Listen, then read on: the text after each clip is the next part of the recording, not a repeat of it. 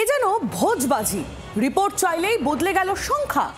ডিইওর তরফে রিপোর্ট দেওয়া হয়েছিল যে 2208টি বুথে কোনো মৃত ভোটার এবং স্থানান্তরিত ভোটার নেই। কমিশন এই নিয়ে সোমবার রিপোর্ট চেয়েছিল, আর মঙ্গলবার কমিশন সূত্রে খবর নতুন করে জমা হওয়া রিপোর্টে বলা হয়েছে 480টি বুথে মৃত ভোটার এবং স্থানান্তরিত ভোটার নেই। কি করে বুথের সংখ্যা এত কমে গেল? আগের তোর থেকে কোনো গরমিল ছিল? খতিয়ে দেখা হচ্ছে পুরো বিষয়টাই।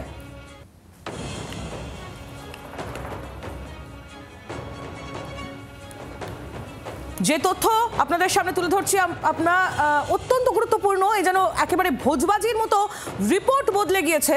রিপোর্ট যখন চাওয়া হয়েছে বদলে গেল সংখ্যা। ডিইওর তরফে রিপোর্ট দেওয়া হয়েছিল যে 2208টি বুথে কোনো মৃত বা স্থানান্তরিত ভোটার নেই, আর এই রিপোর্ট চাওয়া হয়েছিল যখন, তখন দেখা গেল যে 480টি বুথে মৃত ভোটার এবং স্থানান্তরিত ভোটার নেই। নতুন রিপোর্টে এটা বলা হয়েছে। রিপোর্ট চাইতেই সংখ্যা বদলালো কি করে কমলো? এই নিয়ে প্রশ্ন ওঠা ইতিমধ্যেই শুরু হয়েছে।